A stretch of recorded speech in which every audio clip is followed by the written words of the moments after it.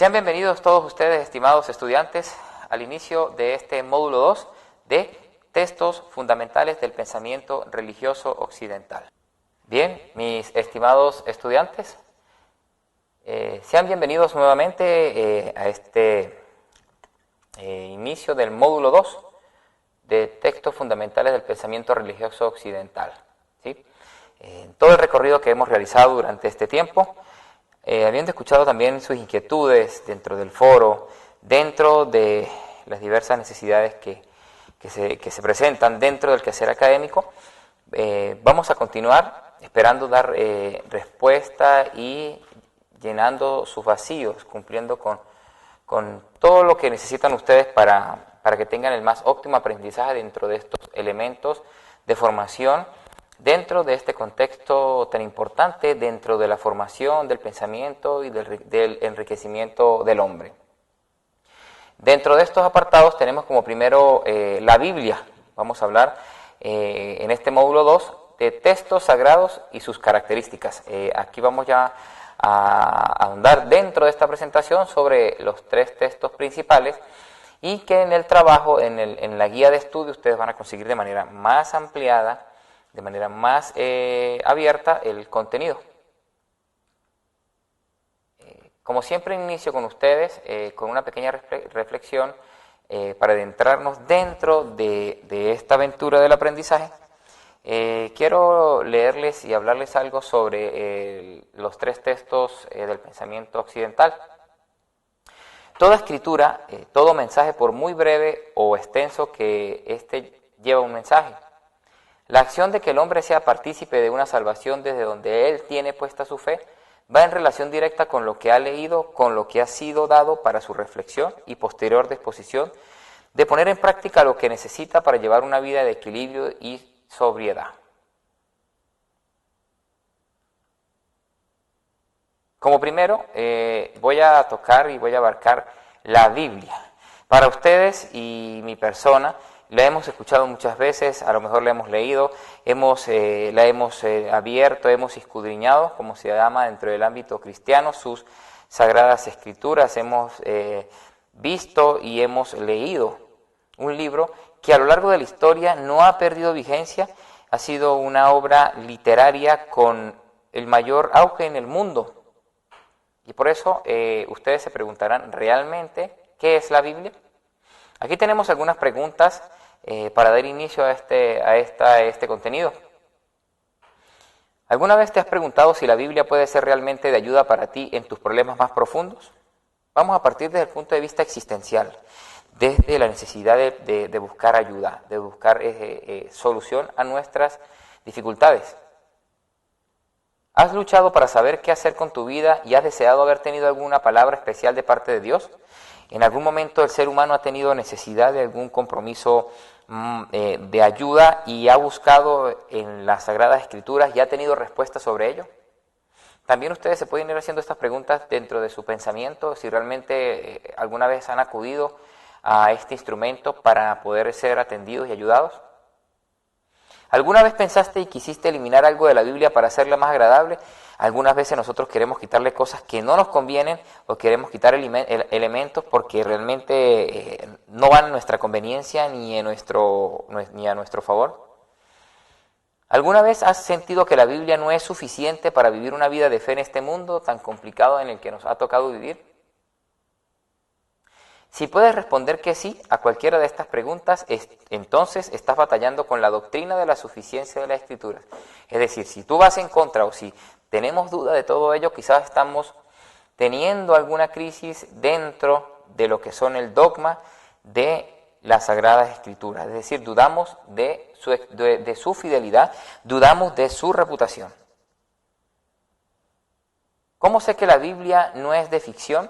Que no es un cuento de hadas, que no es una historia, que es algo que se nos ocurrió escribir, se vino a la mente y expresamos alguna serie de inquietudes y lo llevamos y armamos un libro que hoy en día no ha perdido vigencia. Preguntas de origen científicas y otras de precisión histórica y profecías cumplidas hacen referencia a esta pregunta. Toda la Escritura es inspirada por Dios, Y aquí respondo a que la Biblia no es un punto de ficción. Es útil para enseñar y corregir e instruir en justicia a fin de que el hombre de Dios sea perfecto, es decir, para que ustedes y yo seamos perfectos, enteramente preparado para toda buena obra. Es decir, todo lo que nos indique la palabra de Dios o lo que nos indica dentro de este contexto la Biblia es para que el hombre actúe de manera coherente, equilibrada, justa y balanceada. Algunas consideraciones importantes son escritura, en plural y singular, libros santos, libros sagrados, sagradas letras, palabra de Dios y por último la Biblia, es decir, los nombres que se le dan a lo largo de diversos acontecimientos. ¿Sí? Podemos afirmar que la Biblia en realidad es una pequeña biblioteca, es decir, una gran biblioteca, una gran colección de libros resumida en un solo compendio, ¿sí? Pues es una colección de libros diversos que nos llegan a nosotros hoy presentados como si fuesen un solo libro, lo que les explico anteriormente. Pero en realidad es una colección de libros pequeños que se agrupan. El término Biblia, de biblo, nos traduce libro, que es del griego, y Biblia, que es libros, que su origen es griego. Es una colección de libros diversos, muy amplios, escritos por autores diversos, épocas y lugares muy distintos y para destinatarios diversos, es decir, para las comunidades. Si ustedes han escuchado cuando dicen carta de la comunidad de Pablo, un ejemplo de la comunidad de los Gálatas, o a los Efesios, son muchas, donde se dirigen estas cartas, estos escritos para los habitantes de las primeras comunidades cristianas. El Antiguo Testamento nos habla de la alianza de Dios con su pueblo. Recordemos que la Biblia tiene dos ramificaciones y se unen y se fusionan para formar el libro completo, el Antiguo Testamento y el Nuevo Testamento. En el Antiguo Testamento tenemos 46 libros que abarcan el Pentateuco, la ley, los libros históricos, libros proféticos, libros poéticos y sapienciales. Aquí iniciamos con el primer libro en la Biblia, en el Antiguo Testamento, es el Génesis, donde empezamos a escuchar todo lo que es la creación de Dios, Adán y Eva, el resurgimiento de todo ese proceso que hasta hoy en día conocemos como doctrina cristiana católica. El Nuevo Testamento, con sus 27 libros, se refiere al pacto o alianza entre Jesucristo y su iglesia. Es decir, aquí hablamos de una persona que es acción, que es una persona que está en concreto y la figura es Jesús.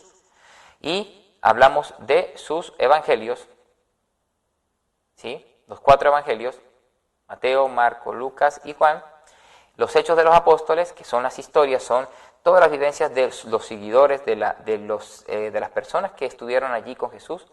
Las cartas apostólicas, paulinas, hebreos, cartas católicas y el Apocalipsis. Este sería el compendio completo de la Biblia.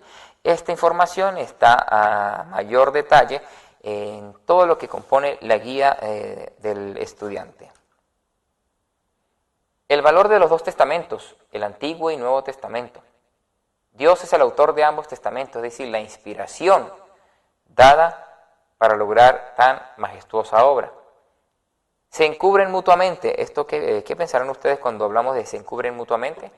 Es decir, como que tienen o guardan o esconden misterios o algunos elementos que necesitan tener una de la otra. Ambos tienen el carácter inspirado, ¿sí? Nos podemos apoyar en Dei Verbum 16. Les sugiero que lo puedan buscar, Dei Verbum 16, para que tengan mayor información de la inspiración y el carácter de lo que representa las Sagradas Escrituras. Y pues bien, ¿y quién es el autor de la Biblia? Ustedes podrán pensar que son muchos los autores, pero básicamente Dios es el autor que inspira los libros de ambos testamentos, es decir, inspiró a escritores a través de la revelación para poder lograr lo que hasta hoy tenemos y se conoce como la Biblia. Dios como autor principal inspira, el hombre como autor, los geógrafos, es decir, todo lo que compone la Escritura. Por tanto, debemos afirmar que la Biblia no es un libro de ciencias. No hablamos de ciencia para llegar al descubrimiento de la fe. La Biblia no es un libro de historia que nos relata grandes acontecimientos con narraciones misteriosas y que nos adentran a hacer una lectura para obtener un aprendizaje significativo y quedarnos con lo más impactante. No. La Biblia no es un libro de moral.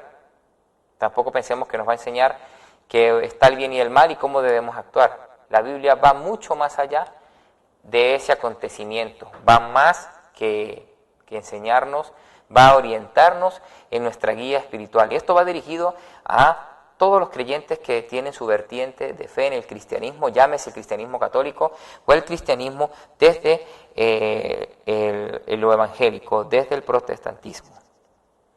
Bien, pasamos ahora a otro libro sumamente importante, como el Corán. Los 5 pilares del Islam. La profesión de fe, la declaración de que no hay Dios más que Alá y Mahoma es su profeta. Aquí estamos hablando ya de este texto musulmán. ¿Sí? Otro punto, como segundo, la oración es el recordatorio de la soberanía de Alá en la tierra.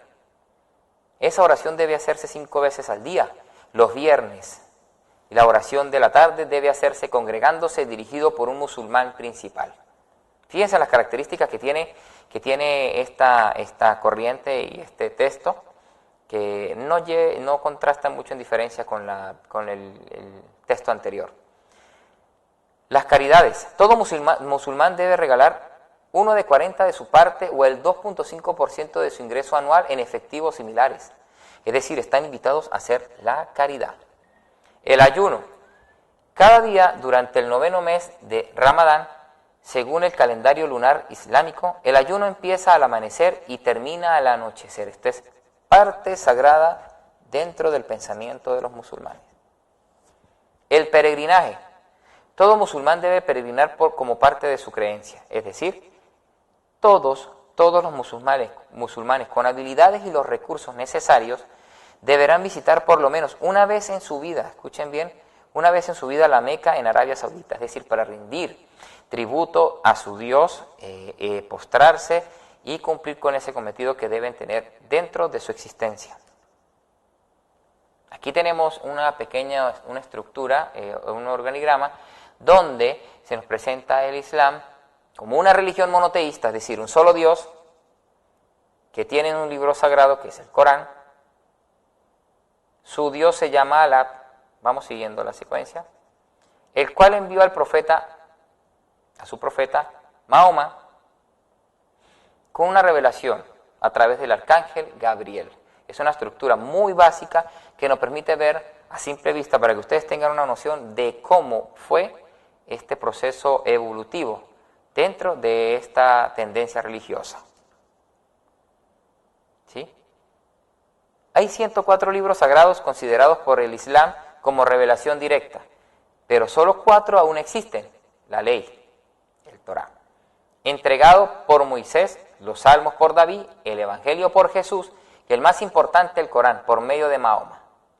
¿Sí? La fusión de estos libros tan importantes que mantienen una vigencia espiritual igual que las Sagradas Escrituras, es decir, de la Biblia. A los musulmanes se les exhorta a lavarse y a purificarse antes de tocar el Corán. No deberán llevarlo más abajo de la cintura, ni poner otro libro o objeto sobre él. Es tan importante. Por eso en esta videoclase nombro aspectos importantes, curiosos y datos que nos permiten ver cómo funcionan estas creencias. ¿Sí? Continuamos. Los musulmanes tienen 99 nombres hermosos para Alá. Una creencia popular es que el 100º nombre fue revelado solo al camello, dándole al camello su conocida actitud orgullosa, es decir, prepotente, engreído y como si fuese un animal realmente predominante y que él solamente es el que existe. Sin embargo, los restantes 99 nombres con frecuencia los recita el musulmán con la ayuda del Suba, un rosario de 99 cuentas. Allí les coloqué una imagen para que tengan una noción. parecido a una camándula de la Iglesia Católica, donde hacen un rezo con 99 cuentas. 5 veces cada día se oye el llamado a la oración desde las torres a las mezquitas. Y los fieles musulmanes demuestran su sumisión, es decir, su actitud de humildad, de postración, ¿sí? Es un ceremonial que es tocando sus frentes contra el suelo o el piso, en señal de reverencia. Es parte de esta costumbre que tiene muchos años. Pasamos a al último libro de inspiración dentro del contexto occidental, que es la Torá. Es la religión, la tradición y la cultura de un pueblo judío. Aquí vamos a hablar directamente del judaísmo. Es la más antigua de las 3 religiones. No es el cristianismo la tendencia de fe más antigua, no. El judaísmo es una de las 3 religiones, del cristianismo y el islamismo, más antigua. Su práctica se basa en las enseñanzas de la Torá, también llamado Pentateuco. ¿Y por qué Pentateuco? Porque está compuesto por 5 libros. Es uno de los 3 libros que conforman el Tanaj o el Antiguo Testamento según el cristianismo. Tiene mucha relación y mucha fusión con el Antiguo Testamento dentro de la Iglesia Católica. El rasgo principal de la fe judía es la creencia en un Dios omnisciente, omnipotente y providente. Es decir, está, lo ve y lo resuelve y lo ve todo.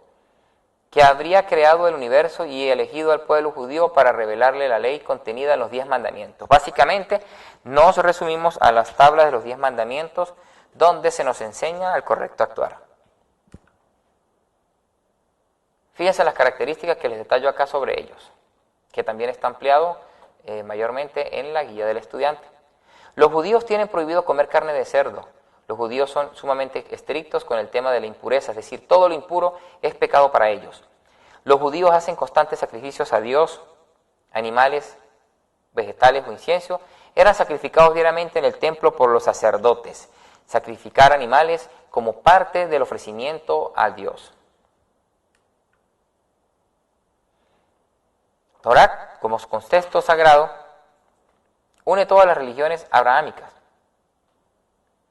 Aporte intelectual. Aquí vemos grandes pensadores que han aportado realmente dentro de este contexto de fe. Maimónides, teólogo rabino español. Spinoza, filósofo holandés. Marx, filósofo alemán. Freud, psicólogo suizo. Einstein, físico germano norteamericano. Kafka, literario checo. El 20% de los premios Nobel pertenecen a los judíos. Fíjense ustedes la curiosidad el cierto grado de intelectualidad que poseen estos individuos que han logrado conquistar espacios sumamente importantes dentro del quehacer académico, dentro del quehacer intelectual.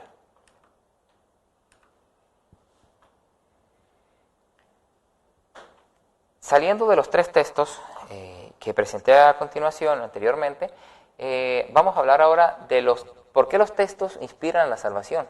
Es decir, todos esos 3 elementos que toqué brevemente inspiran al hombre a que se desenvuelva bien en la sociedad o que tenga un comportamiento equilibrado y justo y equitativo, ¿sí? En una parte, la salvación constituye un entorno al intercambio de recapitulación, visibilización a través de la comunión con el Espíritu. Y por otra parte, la comunión posibilita la salvación, es decir, la unión, la relación directa. Las cosas que acompañan la salvación. Podemos verlo en el Salmo 40, si ustedes poseen habitualmente, que poseemos en casa la Biblia, podemos buscar el Salmo 40 y vemos las cosas que acompañan la salvación.